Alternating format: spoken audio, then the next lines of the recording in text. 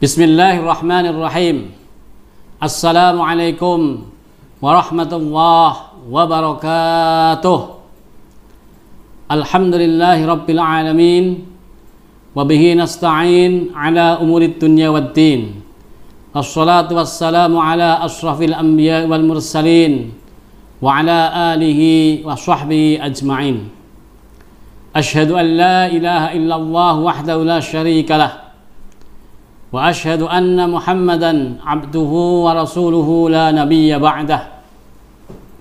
Allahumma shalli ala sayyidina Muhammad wa ala ali sayyidina Muhammad.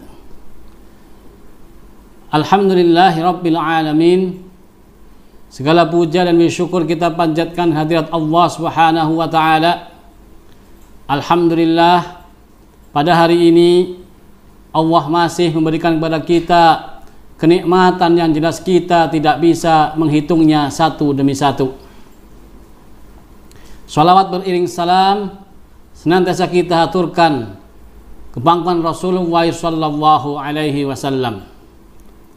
Doa-doa kebaikan juga kita aturkan kepada keluarga beliau, para sahabat beliau, para tabi'in, para alim ulama, para kiai, para asatidz yang telah mengantarkan kita sehingga kita bisa memahami sedikit demi sedikit ajaran agama Islam ini. Hadirin wal hadirat rahimakumullah. Dalam sebuah kitab Fiqhus Sirah karangan Dr. Sa'id Ramadan Al-Buti, di sana disebutkan bahwa suatu ketika Rasulullah sallallahu alaihi wasallam sedang sholat. Ketika Rasulullah sallallahu alaihi wasallam sedang sholat, didatangi oleh beberapa orang kafir Quraisy. Namun orang-orang kafir Quraisy tersebut datang tidak sembarang datang, namun datang membawa setumpuk kotoran binatang. Persis ketika Rasulullah sallallahu alaihi wasallam sedang sujud, maka salah satu di antara mereka menumpahkan kotoran binatang itu di atas punggung Rasulullah sallallahu alaihi wasallam. Hingga pada saat itu Nabi Muhammad sallallahu alaihi wasallam tidak bisa bangkit. Sampai akhirnya datanglah putri beliau yang kemudian menghardik orang-orang kafir Quraisy tersebut. Di kisah yang lainnya, masih dalam kitab yang sama, Fiqhus Sirah atau Sirah Nabawiyah, suatu ketika Rasulullah sallallahu alaihi wasallam memiliki kebiasaan untuk memasuki lorong-lorong kota Mekah.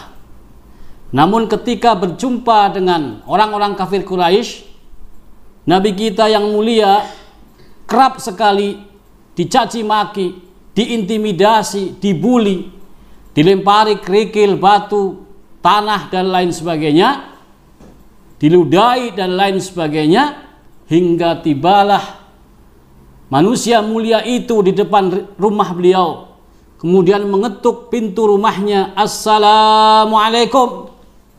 Dibukalah oleh salah seorang putrinya. Putrinya langsung menangis melihat wajah ayahandanya yang mulia penuh dengan kotoran, bajunya kotor, tangannya kotor, wajahnya kotor, kakinya kotor. Maka serentaklah putri Rasulullah sallallahu alaihi wasallam itu menangis. Namun apa kata Rasulullah? Ya bunayyati la tabki fa innallah mani'un abak. Wahai putriku, janganlah engkau menangis, karena sesungguhnya ayahmu dilindungi oleh Allah Subhanahu wa taala. Allahu akbar. Bayangkan bapak-bapak, ibu-ibu yang Allah muliakan, Rasulullah dalam keadaan seperti itu dicaci, dimaki, dibuli, disiksa. Namun ketika salah seorang putrinya menangisi beliau, justru mengatakan, ya bunayyati la tabki, wahai putriku, janganlah engkau menangis. Fa innallah mani'un abak. Sesungguhnya Allah melindungi ayahmu. Masya Allah. Bapak ibu yang Allah muliakan, Di mimbar yang terbatas ini saya ingin mengingatkan diri saya pribadi dan juga kepada kita semuanya tentang akhlak kepada Rasulullah sallallahu alaihi wasallam. Rasulullah sudah begitu luar biasa. Seandainya saat itu Rasulullah memilih resign, memilih mengundurkan diri untuk berdakwah, mungkin hari ini bapak-bapak dan ibu-ibu semuanya, kita mungkin masih menyembah berhala. Kita mungkin masih menyembah matahari, bulan, bintang, pohon-pohon besar dan lain sebagainya. Namun alhamdulillahi rabbil alamin, berkat rahmat Allah Subhanahu wa taala, Rasulullah mampu dan mau mengemban amanah dakwah walaupun perjuangannya begitu luar biasa. Untuk itu sekali lagi di mimbar yang terbatas ini saya ingin mengingatkan kembali tentang bagaimana akhlak kita kepada Rasulullah sallallahu alaihi wasallam. Dalam sebuah buku Profesor Dr. Yunahar Ilyas, buku kuliah akhlak, beliau mengatakan bahwa setidaknya ada 3 karakteristik orang yang memiliki akhlak kepada Rasulullah sallallahu alaihi wasallam. Dan 3 ini adalah 3 yang berkelindan. Tidak boleh lepas salah satunya, apalagi lepas 2, apalagi 3-nya. Yang pertama adalah dikatakan kita berakhlak kepada Rasulullah sallallahu alaihi wasallam manakala kita mencintai Rasulullah sallallahu alaihi wasallam. Jadi pertama adalah mencintai Rasulullah sallallahu alaihi wasallam menjadi bukti nyata kita memiliki akhlak pada Rasulullah sallallahu alaihi wasallam. Dalam sebuah Quran surat An-Nisa ayat 69, Allah Subhanahu wa taala berfirman, A'udzu billahi minasyaitonir rajim. Wa man yuti'illaha war rasula fa ulaika ma'al ladzina an'ama Allahu 'alaihim minan nabiyyina was-siddiqina wasyuhada'i was-shalihin wa hasuna ulaika rafiqa.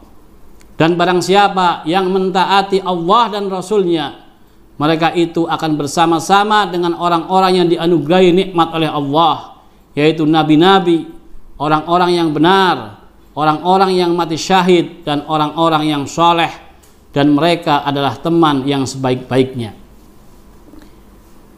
Yang pertama adalah mencintai Rasulullah sallallahu alaihi wasallam. Kemudian yang kedua, kata Profesor Yunahar Ilyas dalam bukunya, dikatakan kita berakhlak kepada Rasulullah sallallahu alaihi wasallam manakala kita mentaati Rasulullah sallallahu alaihi wasallam. Wa ma arsalna mir rasulin illa liyudha'a biiznillah.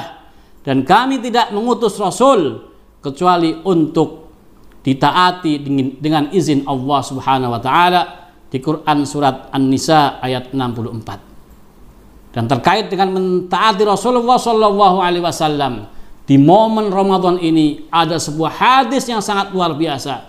Man shoma ramadhana imanan wa ihtisaban ghufira lahu ma taqaddama min dzambih. Dan barang siapa berpuasa Ramadan dengan iman dan wahtisaban. Wahtisaban sebagian ulama mengatakan penuh dengan perhitungan, maka dosa-dosanya akan diampuni yang telah lalu. Wahtisaban, imanan, wahtisaban, 2 poin ini menjadi sangat berarti dan jangan kita lupakan. Kemudian yang ketiga dikatakan kita berakhlak kepada Rasulullah sallallahu alaihi wasallam manakala kita sering bersolawat kepada Rasulullah sallallahu alaihi wasallam. Man shalla alayya marratan sallallahu alaihi biha asyra. Barang siapa bersolawat kepada Rasulullah sallallahu alaihi wasallam 1 kali, maka Allah akan bersolawat untuk kita 10 kali. Bayangkan, kita mengatakan Allahumma salli ala Muhammad wa ala ali Muhammad, Allahumma salli ala Sayyidina Muhammad wa ala ali Sayyidina Muhammad sekali saja, maka Allah akan bersalawat untuk kita 10 kali. Masya Allah, sebagaimana hadis riwayat Ahmad. Sekali lagi, kata Profesor Dr. Yunhar Ilyas dalam buku beliau Kuliah Akhlak, ada 3 hal terkait dengan indikasi kita berakhlak pada Rasulullah SAW.